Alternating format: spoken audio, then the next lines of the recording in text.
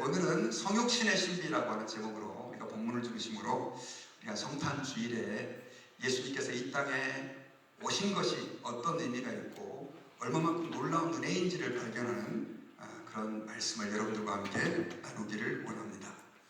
세상에는 수많은 종교가 존재합니다. 그런데 그 종교들의 그 대부분은 무엇을 강조하냐면 우리가 열심히 수양을 하고 열심히 종교적인 행위를 통해서 신을 찾아야 하고 그 신으로부터 은총을 입어야 한다고 가르칩니다. 그래서 어떤 사람들은 정말로 자기의 삶을 다 희생하면서 신을 위해서 선행을 하고 또 제사를 하고 그렇게 해서 그 신의 마음을 얻으려고 애를 쓰고 있습니다. 그런데 여러분, 성경에서는요, 이와 완전히 반대되는 놀라운 사실을 선포합니다. 바로 하나님이 우리 인간을 찾아오셨다는 거죠. 여러분, 이것은 기독교가 가지고 있는 가장 중요한 교리 가운데 하나일 뿐 아니라 다른 종교와 구별되는 독특한 특징 가운데 하나고요. 그리고 그 하나님이 이 세상에 오셨다라고 하는 것을 우리가 기억하면서 성탄절이라고 부르며 이것을 기뻐하고 축하하고 감사합니다. 많은 사람들이 이 성탄절은 그냥 예수님께서 이 세상에 탄생하신 날 정도로 생각을 하는 분들이 계십니다. 어떤 분들은 이것마저도 동의하지 않는 분들도 계시지만 예수님이 2000년 전에 사람으로 이 세상에 태어나셨다라고 하는 것들을 다 그래도 인정합니다. 그런데 이 성탄절에는요, 예수님께서 태어나셨다는 것보다 훨씬 더 중요한 신학적인 의미가 있어요. 조금 어려운 말로 말하면 성육신 사건입니다. 영어로 말하면 incarnation이라고 하는 거죠. 예수님께서는 2000년 전에 어느 날 요셉과 마리아에게 태어나신, 그래서 온 세상 사람들에게 구원의 복음을 전하기 위해서 십자가에서 죽으신 분이 아니라 예수님께서는 태초부터 하나님 아버지와 함께 계셨던 성자 하나님이시고 그 성자 하나님이 사람의 몸을 입고 이 세상에 오신 것이 바로 성육신이고 그날이 바로 성탄절이다라고 하는 거예요. 제가 여러분 지난번에 우리 동방박사의 이야기를 통해서 동방박사들이 또 목자들이 예수님이 이 땅에 오시는 것을 모든 희생을 감수하면서 예배하고 경배했다라고 말씀을 드렸습니다. 그런데 그 동방박사들마저도 예수님이 이 땅에 메시아로 구세주로 오셨다는 것에 대해서는 감사하고 찬양했지만 그분이 바로 하나님 아버지와 동등하신 성자 하나님이라는 것과 온 세상을 창조하신 창조주라고 하는 사실은 잘 알지 못했다는 거죠. 여러분, 오늘 우리가 함께 봉독한 요한복음 1장은 우리 성경에서 굉장히 모든 구절이 다 중요하지만 예수님을 설명하는 데 있어서 굉장히 중요한 사실을 한 가지 말씀해주고 있습니다. 그게 뭐냐면 예수님이 태초부터 계신 하나님이시다라고 선언하는 내용입니다. 자, 예수님이 태초부터 계신 하나님이다 라고 하는 말은 우리 요한복음 1장 1절에 이렇게 기록되어 있어요. 태초에 말씀이 계시니라. 이 말씀이 하나님과 함께 계셨습니다. 이 말씀은 곧 하나님이시니라. 자, 여기서의 이 말씀이라고 하는 것은 우리가 흔히 기도하는 성부 하나님이 아닙니다.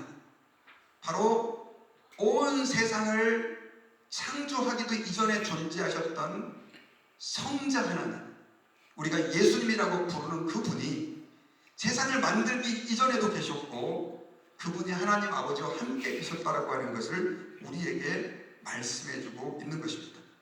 그리고 오늘 우리가 함께 봉독했던 14절에서는 말씀이 육신이 되어 우리 가운데 거하심에 우리가 그의 영광을 보니 아버지의 독생자의 영광이요 은혜와 진리가 충만하더라.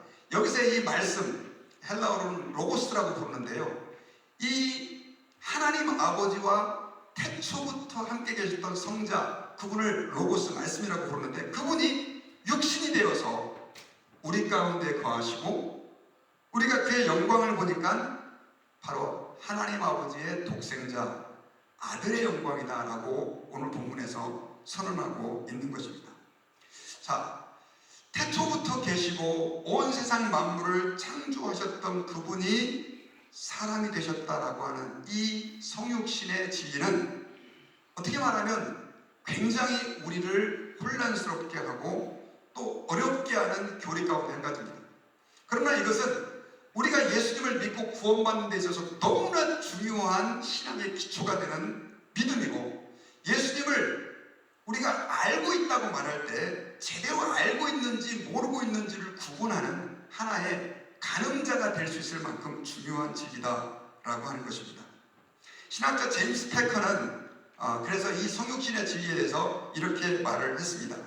복음의 다른 모든 대목들이 어렵게 느껴진다면 그것은 대개 성육신에 대한 우리의 믿음이 부족하기 때문이다. 성육신이 사실임을 진정으로 깨닫고 믿는다면 복음의 다른 교리들도 자연스럽게 풀리게 된다라고 하는 얘기를 했습니다. 자, 성육신이라고 하는 것이 굉장히 어려운 진리이지만 우리가 이 진리를 잘 이해하고 받아들일 때 우리는 다른 수많은 복음의 진리들을 쉽게 이해하고 깨달을 수 있게 된다는 것입니다.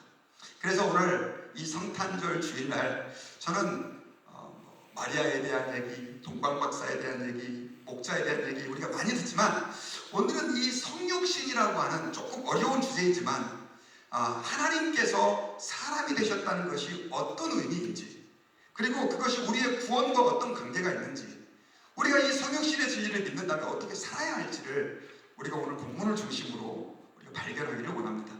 자, 먼저 우리가 조금 더 우리가 성육신의 이 사실들에 대해서 몇 가지 성경에서 말하고 있는 진리를 여러분들과 함께 확인을 해보려고 합니다. 그 첫 번째로는 뭐냐면 예수님은 하나님이시라는 것입니다. 자, 성육신의 그러니까 예수님이 이 땅에 사람으로 오셨다라고 하는 것을 우리가 제대로 이해하기 위해서는요, 예수님께서 하나님이다라고 하는 사실을 우리는 명확하게 이해해야 합니다. 자, 우리 아까 요한복음 1장 1절에서 태초에 말씀이 계시니라, 이 말씀이 하나님과 함께 계셨으니 이 말씀이 곧 하나님이시라라고 고백을 했어요. 자, 이 말씀은 바로 예수님을 얘기하는 건데, 이 예수님이 하나님과 함께 계셨는데 이 예수님이 곧 하나님이다.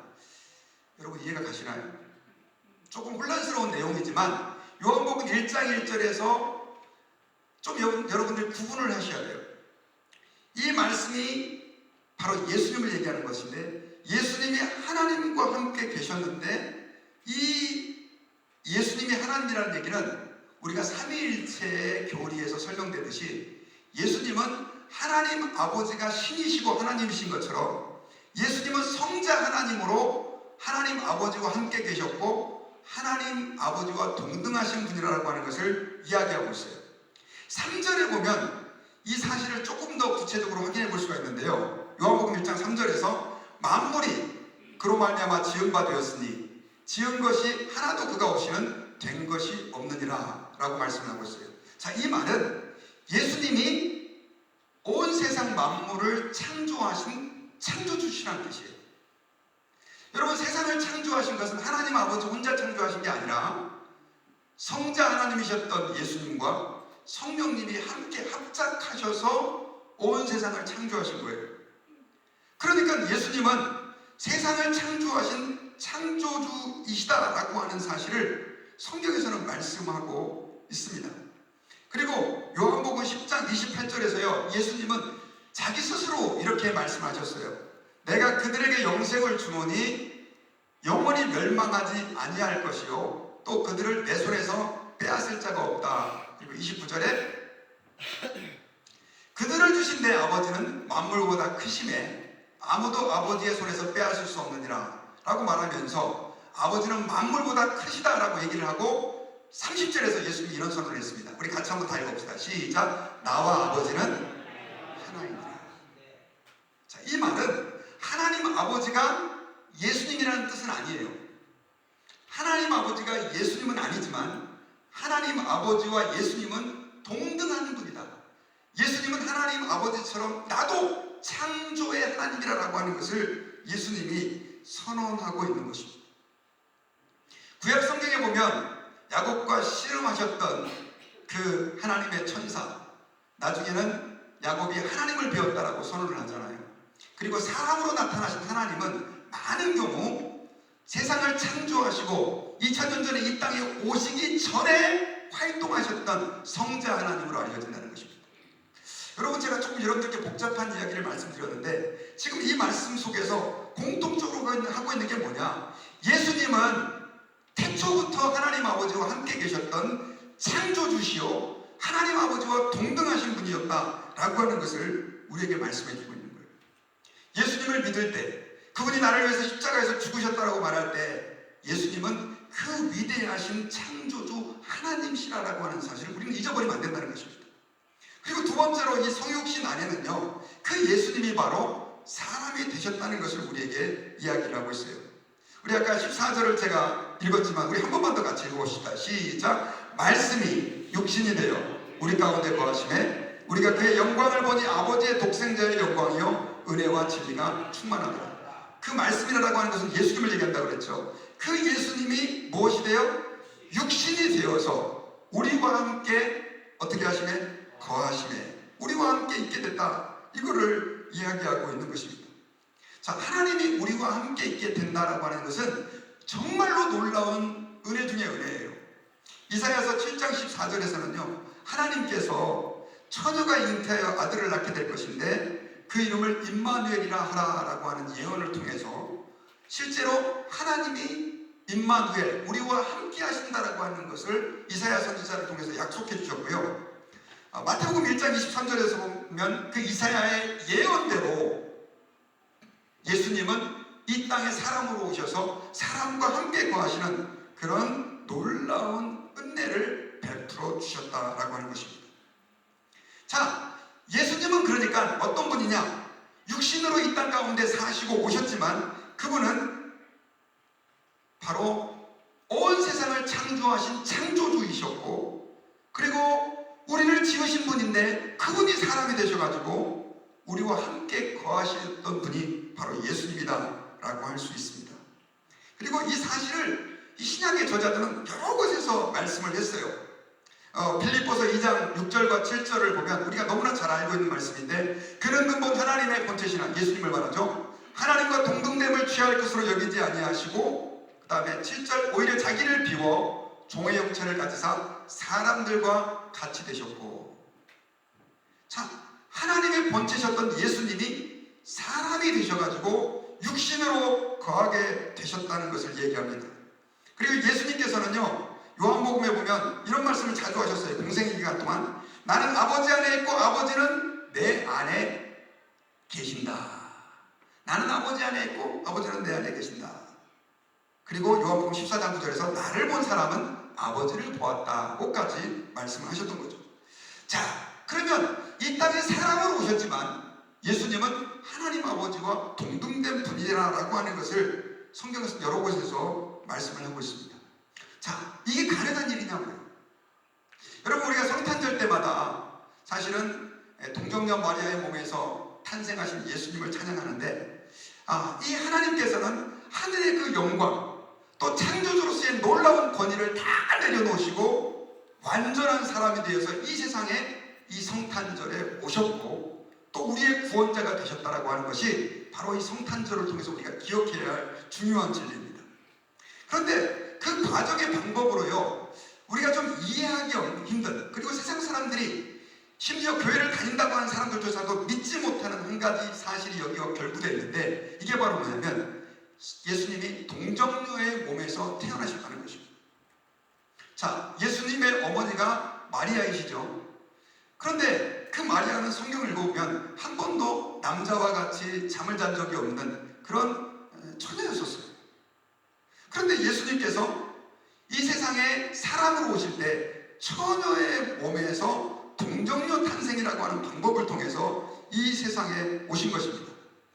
이것은 아까 말씀드렸던 것처럼 이사야 7장 14절, 이사야를 통해서 처녀가 잉태하여 아들을 낳을 것이니 그 이름을 임마누엘이라고 하신 그 약속이 성취된 것이고요. 그 동정녀 마리아에게서 예수님께서는 오심으로 실제로 우리를 위한 완전한 구원자로서의 자격과 조건을 이루셨던 것을 성경에서는 말씀하고 있습니다. 자, 예수님께서 이 땅에 오실 때 왜 하필이면 처녀의 몸에서 동정녀 마리아에게서 오셨을까요? 기왕이면 어떤 유명한 그 이스라엘의 유대 왕의 자녀로, 혹은 헤롯은 너무나 나쁜 왕이었으니까 다른 왕의 자녀로, 또 왕의 자녀는 아니라 할지라도 굉장히 권세가 있고 종교적으로 힘 있는 제사장 가문에서 예수님께서 오셔도 될 텐데, 예수님께서는 가난한 목수였던 요셉과 또 처녀였던, 남자를 알지 못했던 마리아의 몸을 통해서 오셨습니다. 이것은 어떤 의미냐면, 예수님께서 이 땅에 오실 때 아담과 하와가 범죄한 그 원죄의 영향을 받지 않고 이 세상에 오시기 위해서 동정녀의 몸에서 탄생하셨다는 거예요. 오늘 조금 어렵고 복잡한 얘기를 여러분들께 많이 드리는데, 자, 이 말은 무슨 말이냐면요, 이 세상에 태어나는 모든 사람들은 정상적으로 아버지와 어머니와의 그 관계 속에서 태어나는 자녀들은 다 뭐의 영향을 받냐면 아담과 하와가 범죄했던 원죄의 영향을 받고 죄인으로 태어나요.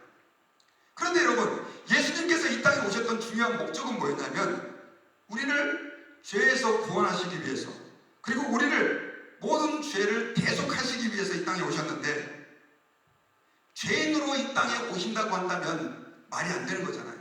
그래서 예수님께서는 죄인으로 이 땅에 오시지 않기 위해서 성령으로 동정녀 마리아에게서 잉태되는 방법으로 이 세상에 오셨다는 것입니다.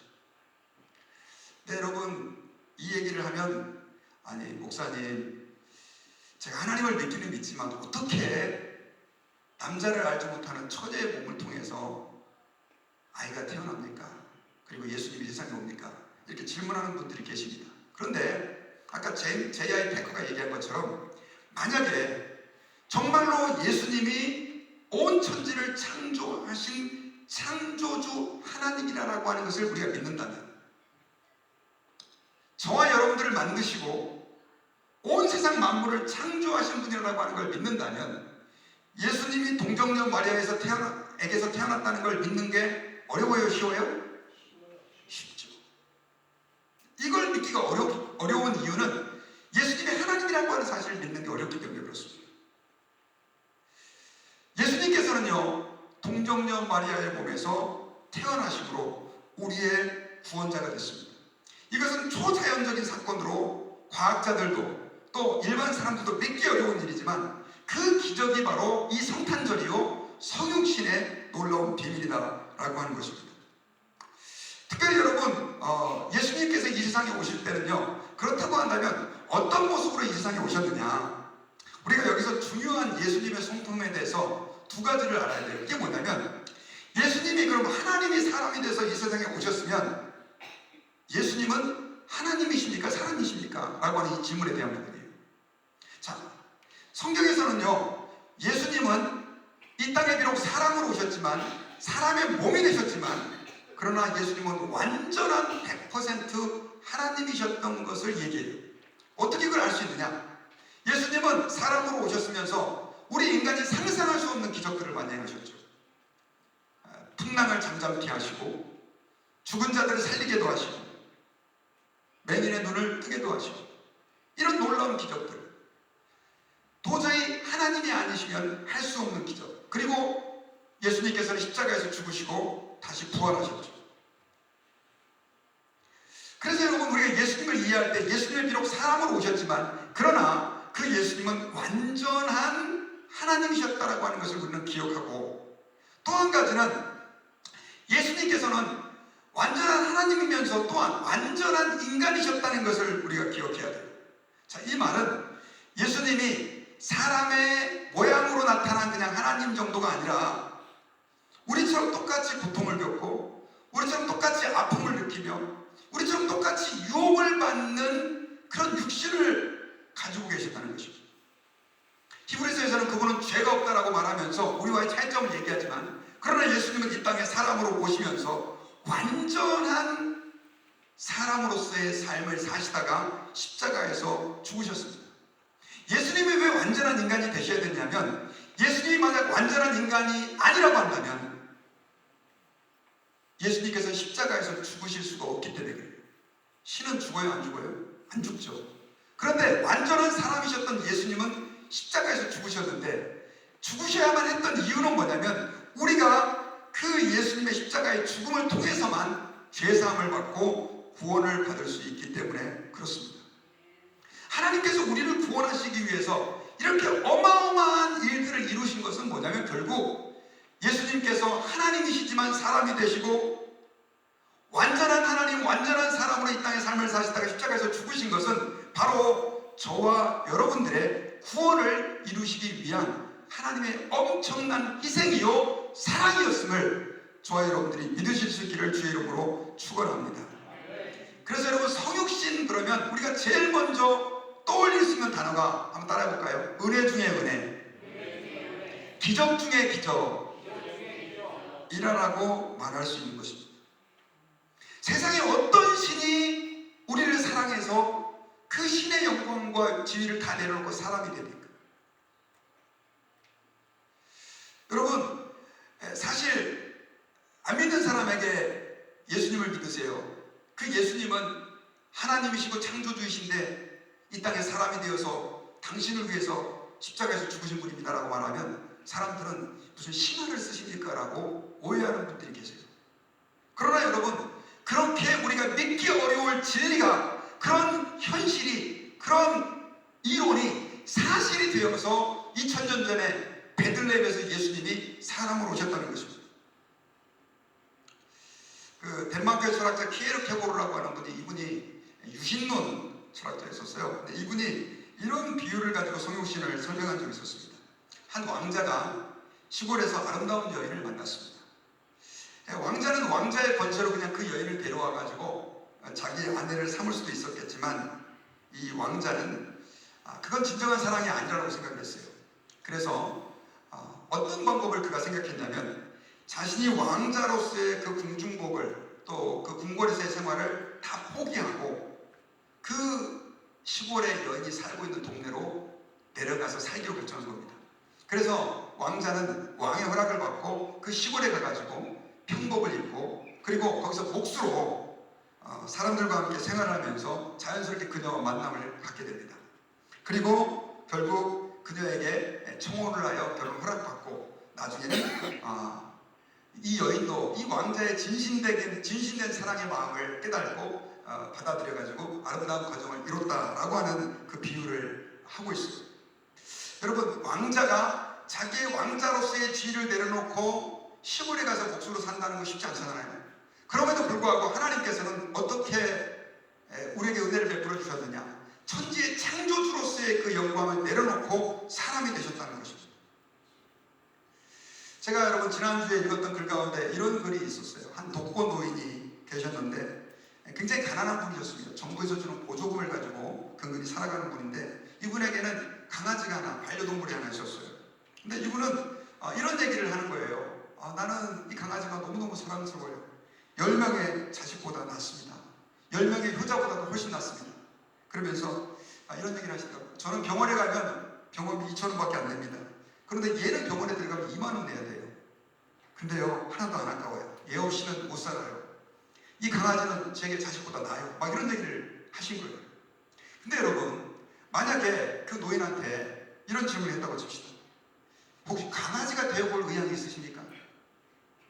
만약에 여러분들이 그런 질문을, 여러분들도 반려동물 데리고 계신 분들 계시죠? 강아지나 고양이. 너무 사랑스럽죠? 귀엽죠? 근데 강아지가 되시겠습니까? 오면 목사님 저는 될 의향이 있습니다. 이런 분들 손 들어보시죠. 아무도 안 계시네요. 한 분 손 드셨어요. 와, 예. 정말 대단하십니다. 될 의향이 있으시다고. 얼마나 사랑하는데. 쉽지 않은 얘기죠. 그런데 우리를 만드신 하나님께서는 우리를 사랑하셔서 우리를 구원하시기 위해서 그런 하늘의 영광 보좌를 다 내려놓으시고 사람이 되셨을 뿐 아니라 우리의 모든 죄를 담당하시고 십자가의 대적 때문에 제물이 되어서 죽으시는 수모를 당하셨다는 것입니다. 여러분, 우리가 하나님은 사랑이다, 하나님이 우리를 사랑하십니다 계속해서 반복하고 강조하는 이유는 뭐냐면 바로 하나님께서는 예수 그리스도를 통해서 이러한 놀라운 사랑을, 성육신의 은혜를 우리에게 베풀어 주셨기 은혜다라고 하는 것입니다. 그래서 우리는 이것을 기적 중에 기적이요 은혜 중에 은혜다라고 말하는 것입니다. 자, 그렇다고 한다면 이 은혜를 받은 우리는 어떻게 살아야 할까요?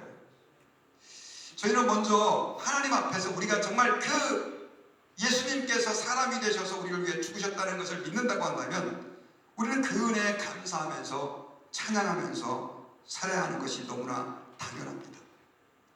창조주 하나님께서 나를 위하여 사람이 되셔가지고 십자가에서 죽으셨다라고 하는 것이 진리라고 한다면, 그리고 그 예수님의 죽으심으로 인해서 내가 영원히 멸망당할 저주와 심판에서 구원받아 하나님의 백성이 되었다고 한다면 우리는 어떤 마음으로 살아야 될까요? 평생 동안 그 주님께 감사하고 찬양하고 경배하면서 살아야 되지 않을까요? 여러분, 우리가 주님 앞에서 예배해야 할 이유, 그분 앞에 감사해야 할 이유는요, 주님이 여러분들 사업을 잘 되게 해주시고 자녀들이 좋은 직장 가고 다른 사람들은 아파가지고 골골하는데 하나도 안 아파서가 아니에요. 비록 내 삶에 수많은 고통과 아픔이 있고 내 일이 내가 원하는 대로 안 풀린다 할지라도 주님이 나를 사랑하셔서 그 하나님의 놀라운 영광을 버리시고 사람이 되시는 그 희생으로 이 세상에 오셨고 나를 위해서 십자가에서 죽으셨고 부활하셨다고 한다면, 제가 한번 여러분들께 여쭤볼게요. 이거보다 더 큰 사랑과 은혜가 있습니까? 하나님의 만물의 창조자라고 한다면 여러분들 부자 되게 해주는 게 쉬워요, 어려워요? 아주 쉽습니다. 여러분들 영화에 나오는 그 헐크보다 더 튼튼한 사람 주님이 만들어 되게 해줄 수 있어요. 근데 여러분, 주님은 그거보다 훨씬 더 큰 은혜와 사랑을 예수님을 통해서 우리에게 보여주신 거예요. 그런데도 우리가 부족하다, 하나님 도대체 나를 사랑하는 겁니까? 안 사랑하는 겁니까? 라고 말하고 있다고 한다면 하나님의 마음이 얼마나 아프시겠냐는 거죠. 여러분들, 저희들이 예배를 드리는 이유는요 딱 한 가지입니다. 우리 크리스천들의 예배는요 뭐 복 받으려고 드리는 게 아니에요. 예배 잘 드리면 복 받지만, 예배 잘 드려가지고 주님이 내 사업도 잘 되게 해주시고, 예배 잘 드려가지고 내 자녀도 잘 되게 해주시고, 예배 잘 드려가지고 내 건강도 주님이 허락해 주시고, 이건 세상 무당 종교하고 똑같은 거예요. 여러분, 우리가 하나님 앞에 예배 드리는 이유는 딱 한 가지예요.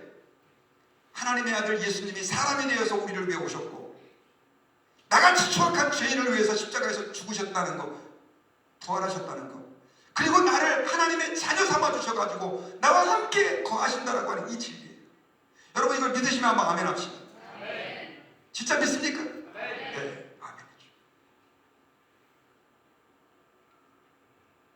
저는 목사가 된 이유가 여러분, 교회 부흥시키려고 많은 성도들이 모여가지고 큰 교회 열려고 목사 된 게 아니었어요.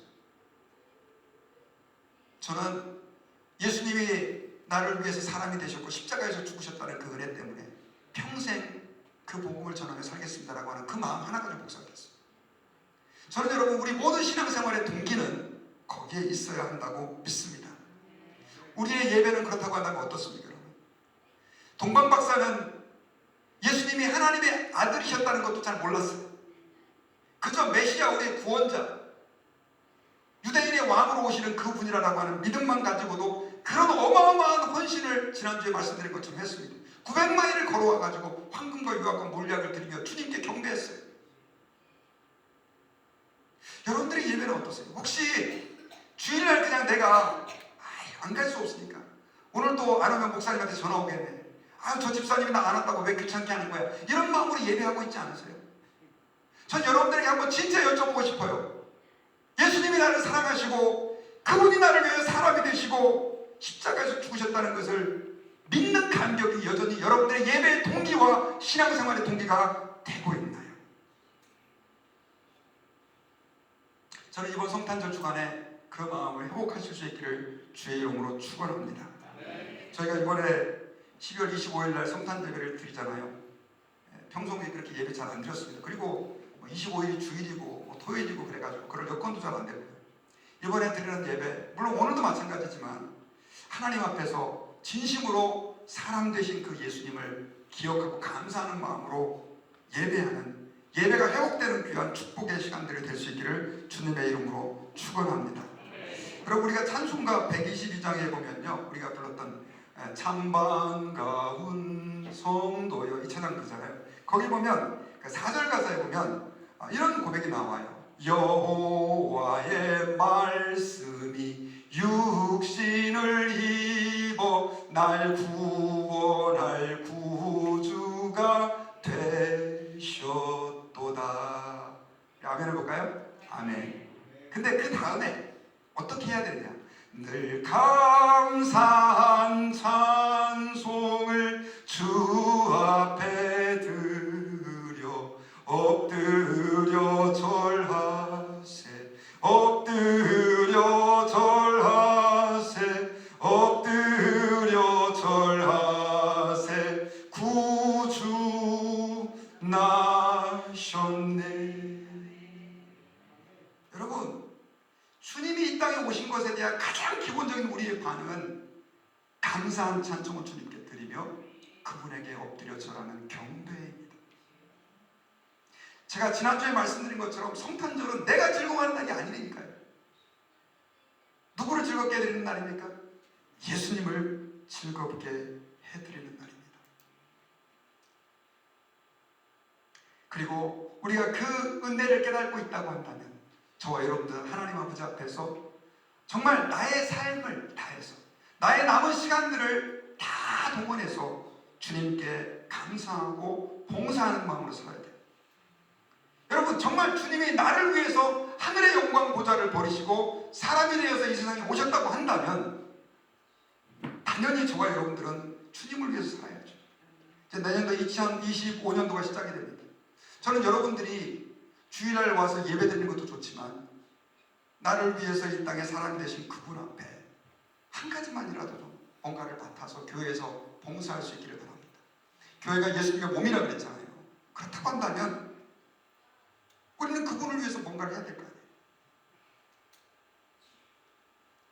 그리고 또 한 가지는 여러분, 우리가 정말 예수님이 사람이 되신 것이 진리라고 한다면, 사실이라고 한다면 저와 여러분들은 이 예수님의 놀라운 은혜를 우리 이웃들에게 전해야 됩니다. 여러분, 영화 정말 재밌는 거 보시면 어떤 마음이 들죠? 친구에게 가가지고 얘기하지 말라고 해도 야, 그 영화 너무 재밌대요. 또 꼭 한번 봐봐. 얘기하잖아요. 어떤 경우는요, 돈까지 주면서 야, 너 이 영화는 꼭 봐야 돼. 내가 영화 표 줄게. 이러면서 보라는 분들이 계시잖아요. 왜요? 감동을 받았거든요. 그 영화가 너무 나를 흥분하게 만들었거든요. 전 여러분들에게 한번 여쭤볼게요. 예수님이 나를 위해서 사람이 되시고 십자가에서 죽으시고 부활하셨다라고 하는 이 사실이 재밌는 영화 한 편 본 것보다도 더 여러분들을 흥분되게 만들고 감격하게 만들고 있습니까? 여러분, 우리가 복음을 전하는 이유는요, 교회에 사람 많이 끌어와가지고 큰 교회 만들려고 하는 게 아니에요. 물론 교회가 작은 교회보다 큰 교회가 낫겠죠. 가장 중요한 전도의 동기는요, 이런 이 기적 중의 기적, 은혜 중의 은혜를 모르고 있는 사람들이 너무 많은 거죠. 그 사람들에게 너 예수님 만나야 돼. 예수님이 너를 위해서 하나님의 그 영광 보좌를 버리고 창조주께서 너를 위해 사람이 되셨고 십자가에 죽으셨어 라고 하는 이 진리, 이걸 전할 수밖에 없는 거죠. 여러분, 오늘날 교회의 가장 가슴 아픈 점은 뭐냐면 사람들이 교회를 다니면서도요, 복음에 대한 감격이 없는 거예요. 출석 도장 찍듯이 그냥 교회 다니는 거예요. 저는 여러분, 교회가 언제 교회 다녀질 수 있느냐? 우리 교회는 너무 즐거워요. 김 집사님 만나고 이 집사님 만나고 또 청년들은 누구누구 만나가지고 밥도 먹고, 이 슬픈 이민 생활에 교회가 나에게 활력이에요. 죄송합니다. 감사한 일이지만 그건 본질이 아니에요, 여러분. 그게 오히려 시험거리가 될 수 있어요. 교회의 가장 중요한 정체성과 본질은 뭐냐면 교회가 모든 성도들이 예수님이 나를 위하여 사람이 되시고 십자가에 죽으시고 부활하셨다라고 하는 감격 속에서 교회를 나오고 그 감격으로 형제자매를 만나는 거예요. 그게 빠지면 다 빠진 거예요. 여러분, 세상에 가면 뭐 동호회 하잖아요. 무슨 대학교 동문회, 또 무슨 향후회 뭐 하고, 무슨 여성회 하고 남성회 하고, 뭔지 아세요? 교회의 차이는 그 예수 그리스도의 십자가의 복음이 그 안에 핵으로 존재하느냐는 것입니다. 그리고 한 가지만 더 우리가 성육신을 생각할 때 꼭 기억해야 될 사실은, 예수님이 그렇게 낮아지셨다고 한다면 우리도 낮아지는 삶, 내려가는 삶을 살아야 돼요. 주님이 나를 위해서 저 영광의 보좌를 버리셔서 너무 감사합니다 하는데도 불구하고 여전히 나는 권위적이고, 다른 사람들이 나한테 먼저 찾아와서 인사하기를 바라고, 다른 사람들이 나를 대접하기를 바라고, 내가 이렇게 잘난 사람이라고 하는 것을 과시하고 다닌다고 한다면, 제가 여러분들에게 한번 여쭤볼게요. 이 사람이 복음을 아는 사람일까요? 정말 예수님이 나를 위해서 창조주로서의 영광을 버린 것을 아는 사람일까요? 전 그렇게 생각하지 않습니다. 하나님이 그 영광을 버리셨다고 한다면 우리 예수 믿는 사람들은 당연히 낮아져야 되는 것입니다. 내가 아무리 좋은 학교를 나오고, 아무리 내가 세상에서 돈을 많이 벌고, 아무리 내가 높은 명예를 가지고 있다 할지라도 우리는 주님 앞에서 다 은혜 받은 죄인임을 기억해야 합니다.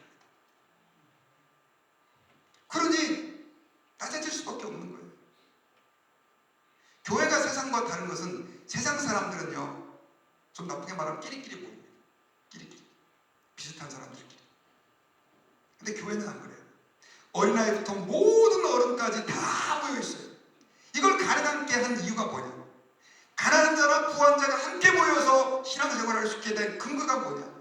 높은 사람이나 낮은 자가 함께 모여서 하나님을 예배할 수 있고 형제라 자매라 부를 수 있게 된 근거가 무엇이냐? 바로 예수 그리스도께서 성육신하셨던 이 놀라운 진리 때문이라는 것입니다. 여러분, 우리가 이 성탄절 주간에 기쁘다고 좋으셨네 찬양하고, 징글벨이 온 땅에 울려 퍼지고 캐롤이 울려 퍼지고, 그렇게 온 세상은 축제 분위기이지만 그 축제 분위기 속에서 우리가 잊어버리면 안 되는 건 뭐냐면요, 예수님의 낮아지심이에요. 저는 저와 여러분들 모두가 다 이런 낮아짐의 길을 갈 수 있기를 주의 이름으로 축원합니다. 어떤 선교사님이 지난주에 글을 읽다가, 호주로 가신 선교사님인데 그런 간증을 하셨더라고요. 저는 한국을 2005년도까지 떠나셨더라고요. 그런데 제주도로 가서 선교 훈련을 받고 호주로 선교지로 파송받으셨는데, 그분이 한 20년 정도가 이제 지나서 가까이 돼서 제게는 떠나는 것이 너무 힘들었습니다. 그러나 그 떠남이 없었다고 한다면 제가 지금까지 뿌렸던 그 선교의 씨앗과 열매는 없었을 것입니다. 이런 얘기를 하시더라고요. 떠남의 중요성, 내려놓음의 중요성을 얘기한 거예요. 여러분, 우리의 신앙생활은요, 우리 것을 내려놓는 것입니다. 떠나는 것입니다. 안주한 삶들을 내려놓고 좀 불편한 곳으로 가는 거예요. 누구처럼? 예수님처럼. 저는 여러분들에게 그 훈련을 할 수 있기를 바랍니다. 그래서 교회에서요, 저 집사님 왜 나한테 인사 안 해? 저 청년은 말이야, 이 어린 놈이 왜 나한테 인사 안 해? 이렇게 하지 마시고 먼저 찾아가세요. 먼저 찾아가서 어깨도 두들겨주고, 요즘 젊은 사람들 얼마나 힘듭니까? 밥도 좀 사주시고, 또 이런 연말연시 때는 용돈도 좀 주시고, 여유가 있는 분들 얼마나 소망을 얻겠어요. 가난하고 힘든 분들이 있잖아요. 몰래 찾아가셔가지고 선물도 좀 주시고 격려도 좀 해주시고, 그런 은혜가 저와 여러분들에게 있기를 주의 이름으로 축원합니다. 저는 이제 말씀의 결론을 맺겠습니다. 여러분, 오늘 요한복음 1장 댁에 가서 한 번 더 깊이 묵상해 보십시오. 여기에 보면 천지의 창조주셨던 예수님이, 그 말씀이 육신이 되어서 사람이 되셨다라고 하는 것을 우리에게 분명히 선언합니다. 예수님은 2000년 전에 요셉과 마리아에게서 태어난 그런 일반적인 사람이 아니셨습니다.